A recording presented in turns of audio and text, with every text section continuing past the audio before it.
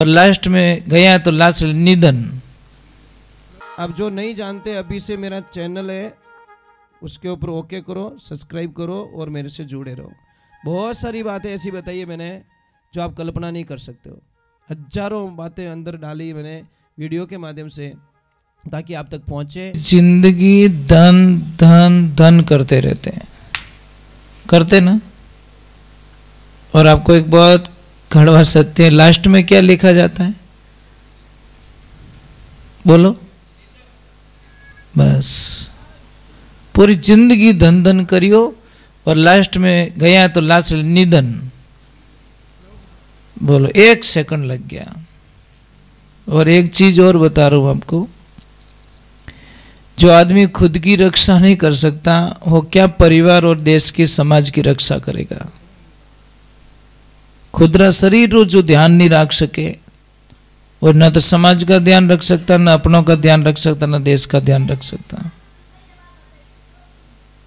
ए बेटा आटिया कई सवाल पूछे, एक कद माने तो पूछो। तो ये ध्यान रखें,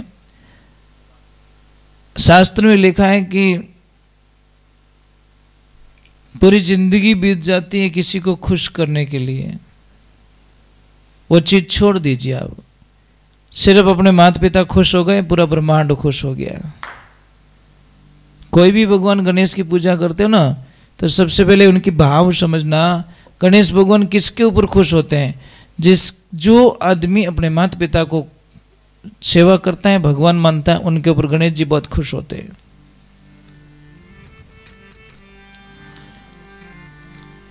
और आपका सच्चा दोस्त कौन है? आपका धर्म। सच्चा दोस्त कौन सा है? आपका धर्म। आप धर्म करोगे, धर्म के रास्ते चलोगे तो बहुत अच्छी खुशी मिलेगी। और इस दुनिया में डरना है तो सिर्फ एक चीज से डरना, किसी से मत डरना। एक चीज से डरना, किससे? बुरे कर्मों से। अब किसी से डरने की आवश्यकता नहीं है, सिर्फ बुरे कर्मों से डरो बस।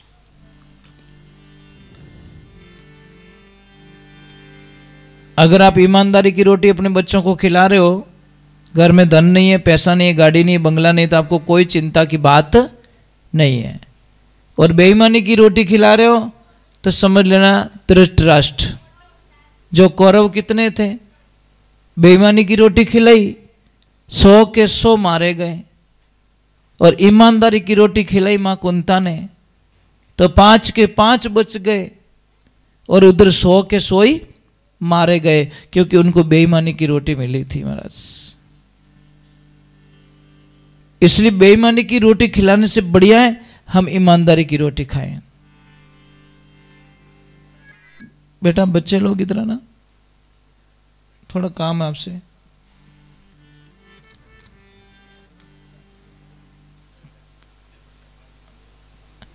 नहीं यार, कोई बजट कोई मोटो पास रही हो। बैठो बैठो, यहाँ बैठो। आप अच्छे, आप यहाँ पे नहीं हो तो मुझे अच्छा नहीं लग रहा, इसीलिए बोल रहा हूँ। बच्चे चाहिए मुझे सामने, बच्चे होते हैं बहुत अच्छे लगते हैं मुझे।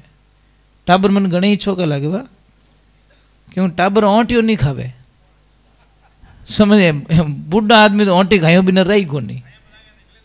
ये टाबर नहीं, बहुत अच्छे होते हैं। ये एकदम यार मन में न काम है, न क्रोध है, न लोभ है, न मोह, न अहंकार, राग, न द्वेष, न निंदिया, कुछ भी नहीं। कोरो कागज है जो पावनी चाहो, जो कोई बाईस हो कोई इन खेत में। और अट्टे तुबा मोटा मोटा ठूटा। अब कमजोर ट्रैक्टर वालों जेसीबी वालों बापड़ भी नहीं ठूंड भाग जावे। और ये बच्चे होते हैं ना साहब, एकदम कोरी किताब, जो लिखना चाहो लिख दो जिंदगी। पर क्या करे महाराज, कुछ भी समझ में नहीं आता। ये आदमी लोग है ना साहब, आदमी होता नहीं, ये पहले बात तो खुद के लिए कमाता ही नहीं है। आप अपने लिए कमाते ही नहीं हो।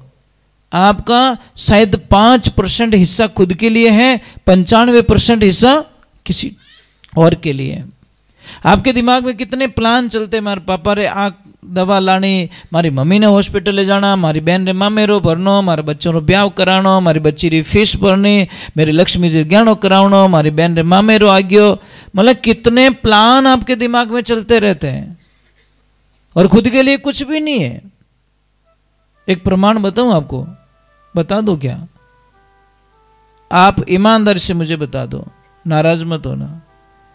आप इतने लोग बैठे हो, एक चीज मुझे बता दो, मुझे बड़ा अच्छा लगेगा कि आप लोगों के पास में पेटी पैक ड्रेस कितनी है, न्यू ब्रांड ड्रेस कितनी पड़ी है आपके पास में, ये बता दो। मुझे नहीं लगता कि एक से ज्यादा कुछ मिलेगी। और देवियां आप रहे बक्सा भरिया महाराज, पेटियां भरी तो यानी कम पड़े। ये थिंकिंग देखिए, हमारी विचारधारा देखिए। होली आगी तो ही लेनी, दिवाली आगी तो ही लेनी, आडो दिन करवा चौथ आगी तो ही लेनी, ऊपसट आगी तो ही लेनी। अब ऊपसट बापड़ो पूरो दिन ही ऊपर है तो ऊपसट कोई ऊपसट और बाप पूरा तो की नहीं ले बैठे। कहने का मतलब कि आप अपने लिए जीते ही नहीं हो, आप सिर्फ दूसरों के लिए मकान बनावनो, ओ करनो, ओ भाटो फिट करनो, ओ करनो। देवियों कभी दया करो अपने पति पे जो रात दिन तुम्हारे लिए सपना देखता है। पर यहाँ दया आवे तो दया कीजिए, एक कृपा कीजिए कि भाई आदमी किसके लिए जिंदा रहता है। और एक मैंने बहुत बड़ी बातें देखी महाराज। एक आदमी होता है ना साहब, एक पिता होता है ना, कभी रोता नहीं है, ध्यान रखना, कभी रोता नहीं है। बड़ी हिम्मत होती, कर्जा होता तो कैसे भी करके थोड़ा मेहनत करके आगे पीछे कर लेगा, मकान बनाना तो बना दे, ओ जी। परंतु एक ध्यान रखना, एक दिन वो बहुत रोता महाराज, बहुत रोता है। किस दिन रोता है पता है? जब उसकी लाडली ससुराल चली जाती है। फर्स्ट दिन जब बेटी घर छोड़ती है ना, तब पिता का चेहरा देखना महाराज, आपको पता चल जाएगा। जिस दिन फर्स्ट दिन अपनी बेटी ने उस घर को रोते हुए छोड़ा, तो महाराज न तो पिता किससे बात कर रहा, ना बोल रहा है, बस वो यही सोच रहा, आज मारे काल जरो टुकड़ो इन घर से हमेशा लिए विदा हो गयो महाराज।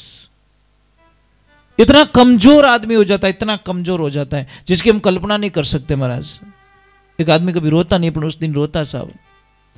क्यों रोता है? कि आदमी कभी नहीं चाहेगा मेरी बेटी कभी दुखी हो, आदमी कभी नहीं चाहेगा मेरी बेटी की आंखों में आंसू हो, आदमी कभी नहीं चाहेगा मेरी बेटी में कोई तकलीफ पड़े। ये फर्ज किसका बनता है? बेटियों का। बेटियों का कर्तव्य बनता है कि उस पिता को कभी नीचे ना देखने दे, हमारी वजह से हमारे पापा की तरफ कोई अंगुली उठा के ना देख सके। ये बेटियों का फर्ज बनता है कि कहीं मेरे पिता को मेरी वजह से कोई अंगुली उठा के ना बोल सके। ये बेटियों का फर्ज बनता महाराज। अपने ध्यान रखें। बहुत सारी ऐसी दुविधाएं होती है जो हम किसको शेयर नहीं कर सकते, किसको बता भी नहीं सकते हैं।